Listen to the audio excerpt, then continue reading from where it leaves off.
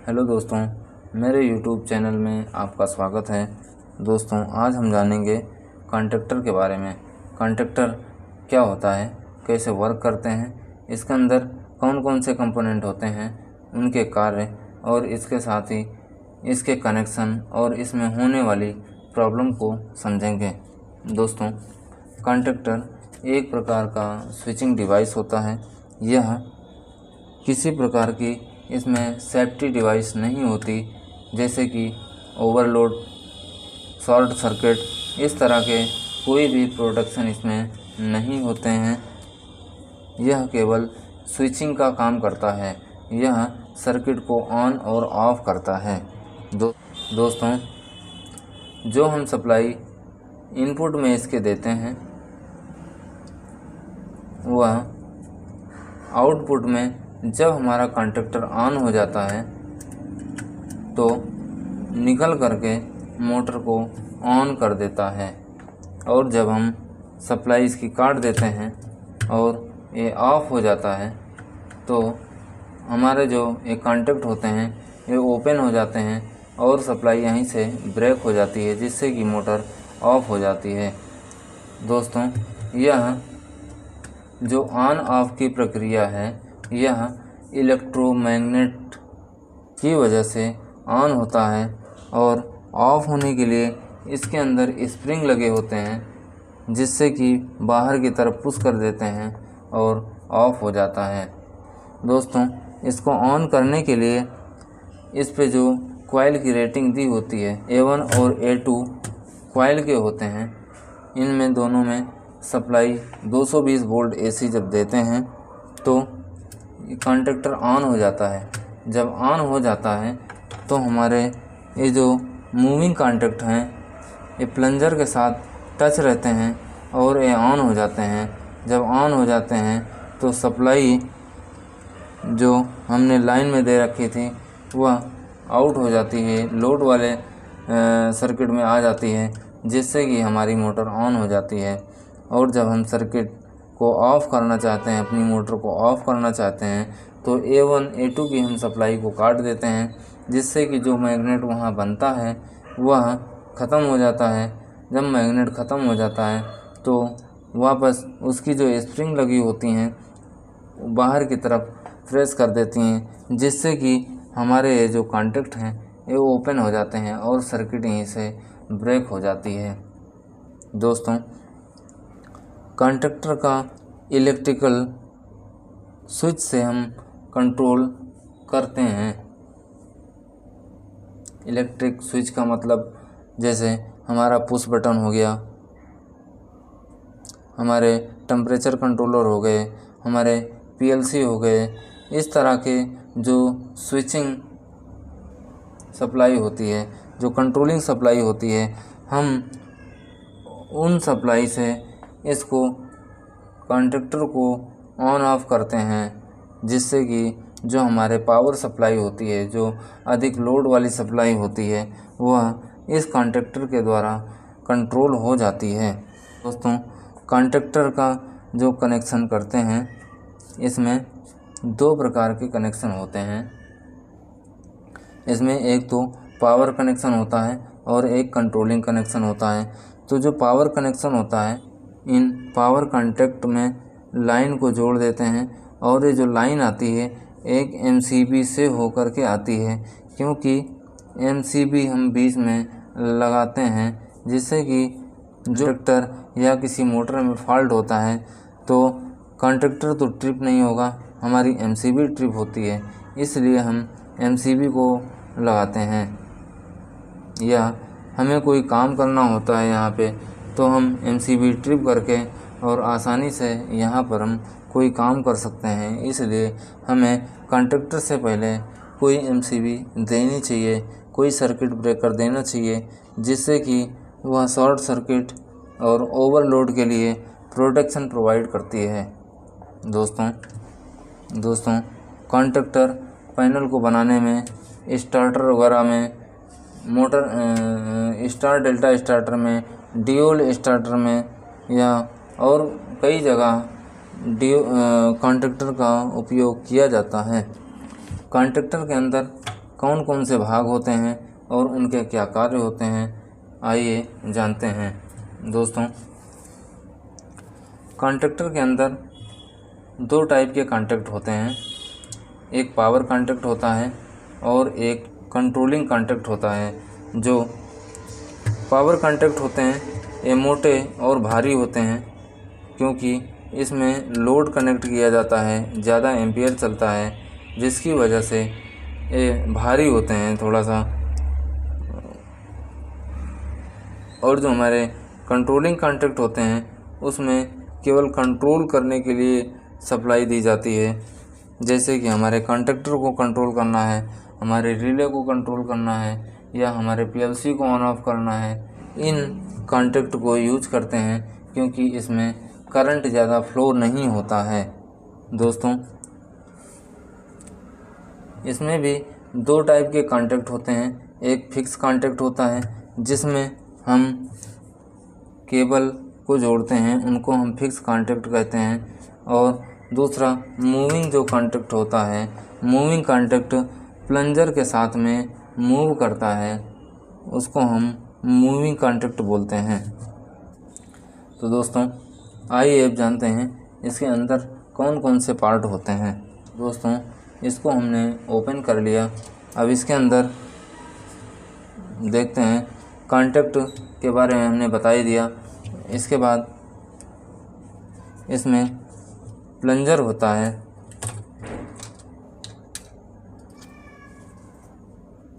इसमें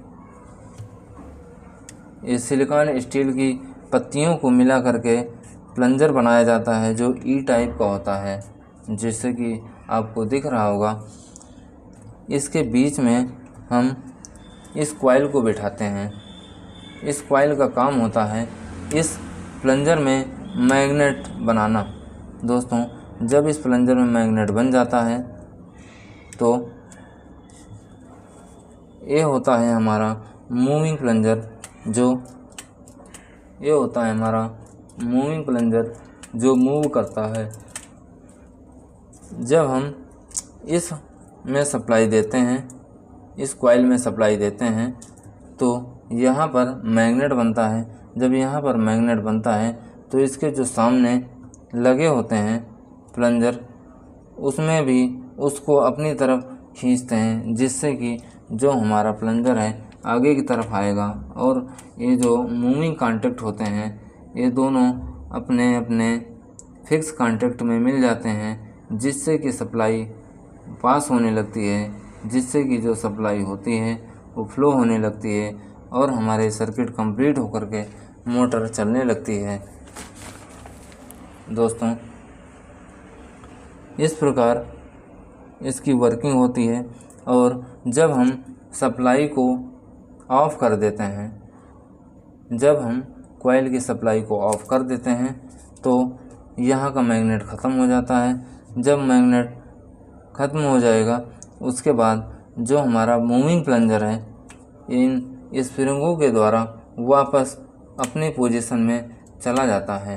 दोस्तों, इस प्रकार की जो स्प्रिंग लगी होती हैं ये इनके द्वारा वापस अपनी पोजीशन में जा कर के और इन कॉन्टैक्ट को ओपन कर देता है, जिससे कि ये सर्किट हमारी ब्रेक हो जाती है और इधर से कोई भी करंट इधर नहीं आता, जिससे कि हमारी मोटर ऑफ हो जाती है। दोस्तों, अब इसको ऑन ऑफ करने के लिए हमें इसमें सप्लाई देनी होती है।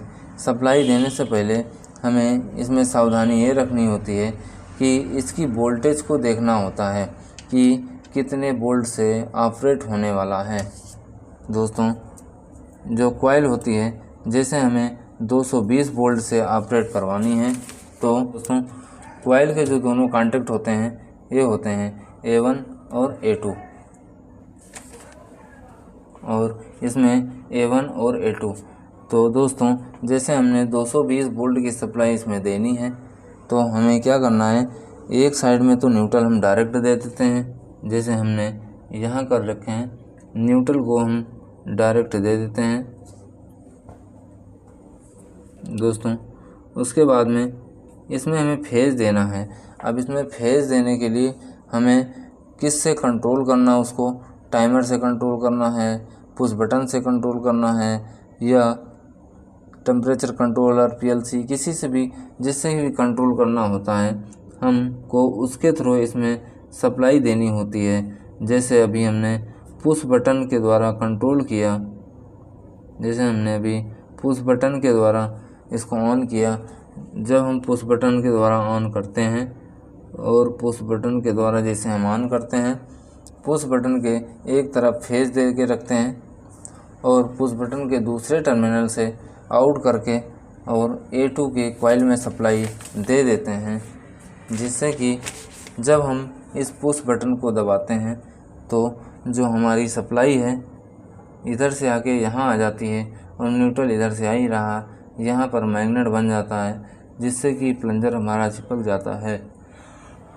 इसमें जब हम सप्लाई देते हैं तो हमारा यहाँ मैग्नेट बनता है, जिससे कि ऑन हो जाता है और सप्लाई आ जाती है और मोटर हमारी चल जाती है। अब हमारी रिक्वायरमेंट है कि हमारे इस कॉन्टैक्टर के साथ में एक बल्ब जलाना चाहते हैं। जैसे कि हम कोई भी कॉन्टैक्टर ऑन करना चाहते हैं या हम एक बल्ब ही जलाना चाहते हैं, तो बल्ब जलाने के लिए हमें बल्ब में एक न्यूट्रल दे देते हैं और उसके बाद में हमें इसको दूसरे में फेज देना है। फेज बल्ब तब जलना चाहिए जब हमारा कॉन्टैक्टर ऑन हो। जब हमारा कॉन्टैक्टर ऑन हो तब हमारा ये बल्ब जलना चाहिए। तो इसका कनेक्शन करने के लिए हम इस प्रकार से करते हैं कि इसके एनो से करते हैं, इसके एनो से करते हैं। अब एनो से हम करने के लिए हमें सबसे पहले इसमें एक फेज देना होगा। हम कहीं से भी एक जैसे फेज दे देते हैं इसको। उसके बाद जब कॉन्टैक्टर ऑन होगा तो फेज यहाँ से यहाँ आए, यहाँ से यहाँ आ कर के और उसके बाद में ये इस पॉइंट में चला जाएगा। तो दोस्तों जब हमारा कॉन्टैक्टर ऑन होगा तो हमारा ये ऑन का जल जाएगा, इंडिकेटर या बल्ब जल जाएगा। दोस्तों अब हमें इसके साथ ही लगाना है कि जब हमारा कॉन्टैक्टर ऑफ हो तब हमारा बल्ब दूसरा बल्ब जलने लगे। तो दोस्तों जैसा कि बल्ब में एक तरफ तो हम न्यूट्रल देते हैं, डायरेक्ट दे देते हैं, जैसे कि हमने इनको दोनों को जोड़ भी दिया और ये न्यूट्रल में कनेक्ट कर दिया। अब हमारी रिक्वायरमेंट है कि इस बल्ब को इसके साथ इस प्रकार कनेक्शन करना है कि जब हमारा कॉन्टैक्टर बंद हो तब हमारा बल्ब जलता रहे। तो उसके लिए जब बंद हो तो कॉन्टैक्ट कौन किया रहता है, एनसी आपस में नॉर्मली क्लोज होता है। तो इस तरह से इसके भी हम यहाँ पे सप्लाई दे देते हैं। एनसी में जब हमारा कॉन्टैक्टर ऑफ रहेगा तो एक कॉन्टैक्ट जुड़ा रहेगा, सप्लाई यहाँ से यहाँ आ जाएगी और दोस्तों यहाँ से यहाँ चली जाएगी। इस प्रकार से कंट्रोलिंग कॉन्टैक्टर का जो कंट्रोलिंग कॉन्टैक्ट होते हैं उनका उपयोग इस तरह से होता है। या कभी कभी इस कॉन्टैक्टर को जैसे हम स्टार्टर वगैरह में यूज करते हैं तो जो हमारा एनो का जो कॉन्टैक्ट होता है इसी कॉन्टैक्टर को होल्ड करने के लिए यूज में लाया जाता है दोस्तों। और जो एनसी का हमारा कॉन्टैक्ट होता है, एनसी का कॉन्टैक्ट हमें किसी भी इंटरलॉकिंग को करने में किया जाता है। जैसे कि जो एनसी का हमारा कॉन्टैक्ट है एक ही मोटर है, कभी इसको फॉरवर्ड घुमाना है कभी रिवर्स घुमाना है, तो फॉरवर्ड और रिवर्स के लिए दो कॉन्टैक्टर लगते हैं। अब दो कॉन्टैक्टर जो होते हैं दोनों साथ में ऑन नहीं होने चाहिए। अगर दोनों साथ में ऑन हो गए तो शॉर्ट हो जाएगा। तो दोस्तों हमें कॉन्टैक्टर को ऑन ऑफ करने के लिए इस प्रकार कनेक्शन किया है और इसके साथ हमने एक इंडिकेटर इस प्रकार लगाया है कि जब हमारा कॉन्टैक्टर ऑन हो तब इंडिकेटर जले। और कॉन्टैक्टर को ऑन करने के लिए हमें पुश बटन को दबाना पड़ेगा। दोस्तों, जब तक हम इस पुश बटन को दबा के रखेंगे तब तक हमारा कॉन्टैक्टर ऑन रहेगा, और जब हम छोड़ देंगे तो हमारा कॉन्टैक्टर ऑफ हो जाएगा। तो दोस्तों, जब हमारा कॉन्टैक्टर ऑन होगा तो जो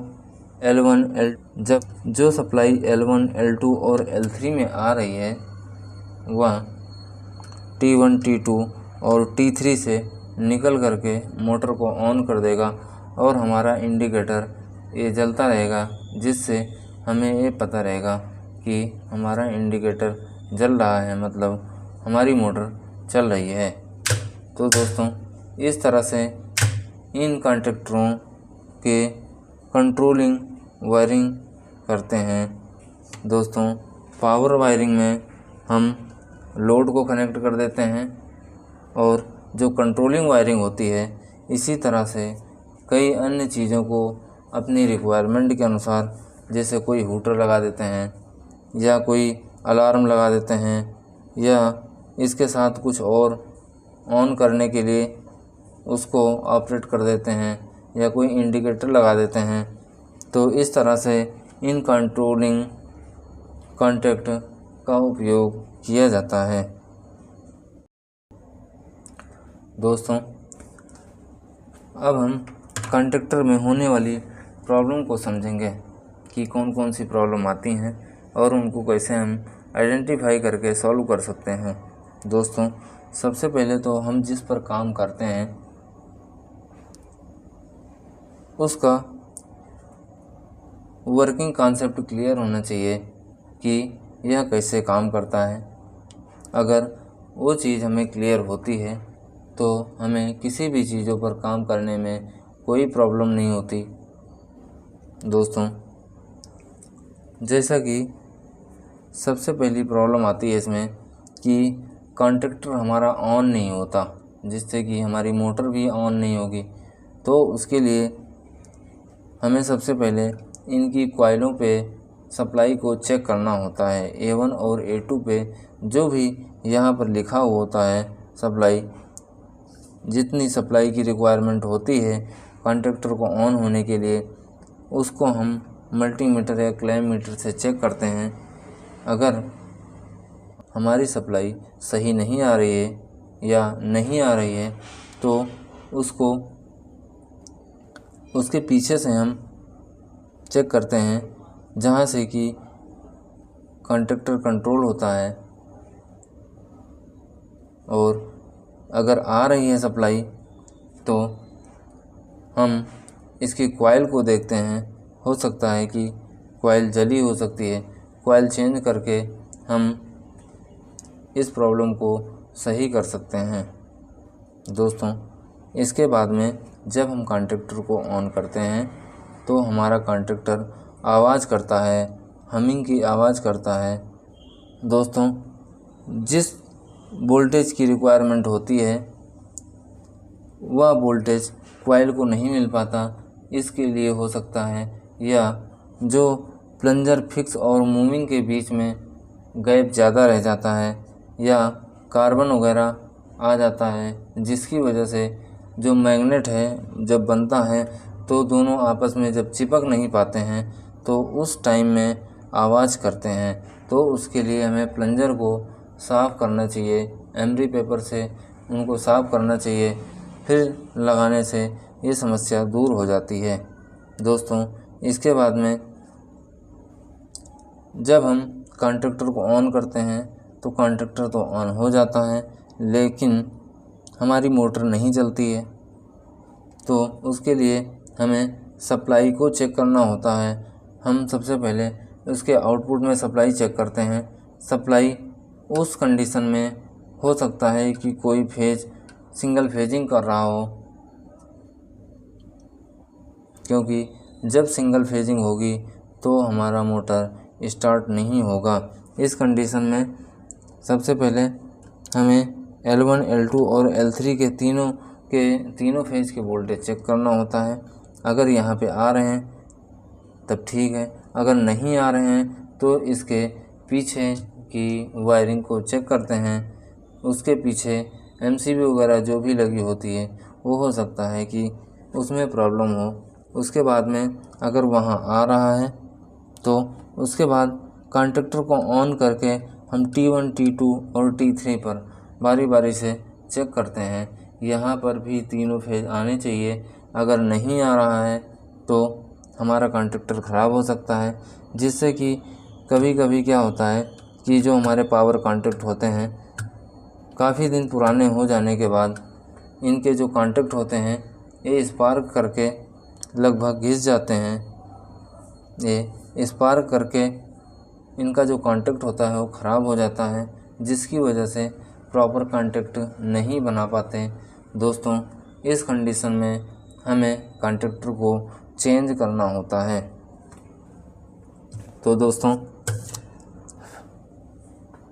हमने आज कॉन्टैक्टर के बारे में समझा। कॉन्टैक्टर क्या होता है? कॉन्टैक्टर एक स्विचिंग डिवाइस होती है, केवल ऑन ऑफ करने का काम करता है और इसको ऑन ऑफ करने के लिए हमें कॉइल में सप्लाई देनी होती है। जब हम कॉइल में सप्लाई देते हैं तब कॉन्टैक्टर ऑन होता है और जब कॉइल से सप्लाई हटा देते हैं तो स्प्रिंग के द्वारा हमारा जो प्लंजर है रिवर्स हो जाता है, जिससे कि कॉन्टैक्ट हमारे ऑफ हो जाते हैं और हमारी जो सप्लाई होती है वो कट हो जाती है, ऑफ हो जाती है, जिससे जो भी हम उपकरण चलाते हैं वो ऑफ हो जाता है। तो दोस्तों, कॉन्टैक्टर के द्वारा आसानी से हम किसी भी सर्किट को कंट्रोल करते हैं। तो दोस्तों, इस प्रकार कॉन्टैक्टर का काम होता है। दोस्तों, आपको ये वीडियो कैसा लगा? अगर अच्छा लगा हो तो प्लीज़ लाइक और सब्सक्राइब करें। धन्यवाद।